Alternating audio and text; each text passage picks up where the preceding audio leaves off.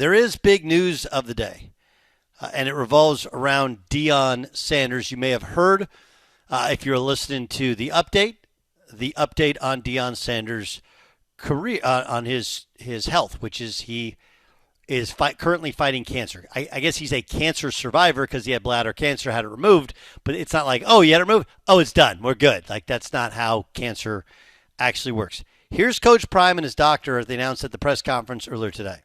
We performed a full robot-assisted laparoscopic bladder removal and creation of a new bladder, and I am pleased to report that the results from the surgery are that he is cured from the cancer. Rick was aware of what was transpiring, and he's been A1 and down there. Just a blessing. Came to Texas to see me as well. Here's Coach Prime addressing his coaching future. I always knew I was going to coach again. I didn't realize I was going to coach again. I was always going to coach. It was never in my spirit, in my heart, that God wouldn't allow me to coach again. That's never thought like that. So let's discuss it, okay? I totally understand the cynicism that so many of you have, which is, oh, he doesn't have his son. He doesn't have Travis Hunter. He's going to bail today because he doesn't want to coach without those two.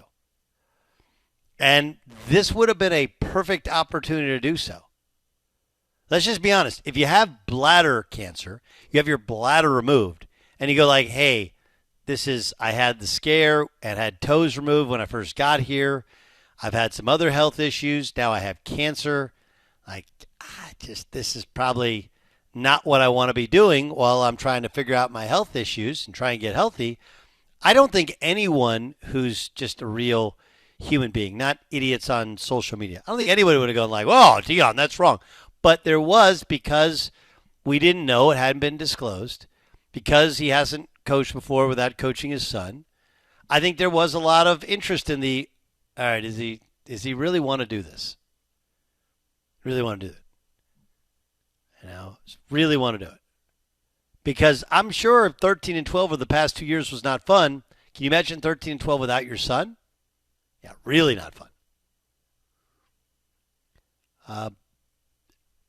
But I also, if we're going to be fair to a guy, go like, hey, you're still going to keep coaching despite the fact you just had bladder cancer?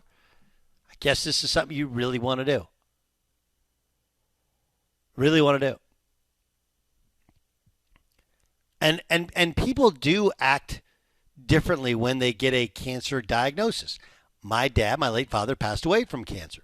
Now, when it came back, he kept coaching AAU basketball. We're like, why do you want to coach in some auxiliary gym in Las Vegas when turned out he had like a couple months to live?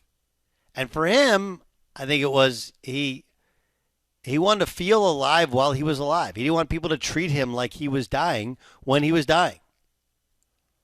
Much better off people mourning your death than mourning you while you're still alive. So he didn't want anybody to know, and he just wanted to keep doing his thing like it was every day.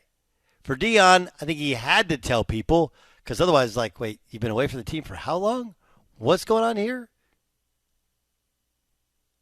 Now, maybe the question is, I don't know, like, what's he make, like $10 million? All right, that's a lot to walk away from. A lot to walk away from. But if I ask you, you have bladder cancer, would you don't, like, we think they got rid of all of it, but when you get cancer, you're in remission for like a year, still trying to figure out if it comes back. They think they got all of it. They don't know. And what caused the cancer, again, we don't know if it's spread, if it's in a lymph node, whatever. Like, there's a lot of other things. Or just the idea of, yeah, I've been doing stuff my whole life. Maybe it's cool if I take it back. It does depend on your genetic wiring. Would you continue coaching? It's a great question. Buyer, what would you do? You're Deion Sanders. Your kids are grown. You have an opportunity to create your own college football legacy. Although, if he left, let's be honest, the seasons at Jackson State created a legacy there. He did turn around the Colorado program. Even if they're not atop the Big 12, it was a turnaround from where it has been. What would you do? Not to avoid your question, Doug, but I think a little bit of what you said is something that I find interesting because I don't know. I hope that I never have to face something as scary as that, I don't know how I would react. However, I do feel that we don't give Deion enough credit for doing what he has set out to do. Like, we thought maybe the Jackson State thing was just kind of a phony sort of deal. Well, it didn't seem to be. Put in his work there, had Shador there, had Travis Hunter there, and then they have success there. And then he goes to Colorado. And sure, the hype machine was really out of control. And maybe we overhyped the first couple of days of Deion's tenure. I feel that we maybe put the cart, ahead of the horse on that one. However, he stuck around. He's still there. Travis Hunter's won a Heisman Trophy. And when the Dallas Cowboys have an opening, we're like, is Deion Sanders going to go to the pros? Is he going to jump to another job in college football? And he hasn't. And he's gone through this. And I think he has every excuse in the world to not coach this season. And he is still going through with it and back with the team. And I feel like every time that we feel that we, quote unquote, know Deion or think what Deion's going to do, he doesn't do it. He hasn't taken the, I feel, easy way out in any of this.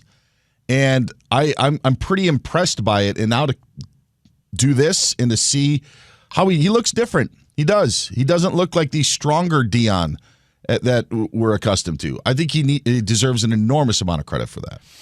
Jay Stu, I know what you would do. You would shut it down. Like if somebody says, "Hey, you just had bladder cancer," you would shut it down. Obviously, we're not in his tax bracket either. But if somebody, even if you were cleared of cancer and you got a chance to coach the Chargers, would you keep doing it?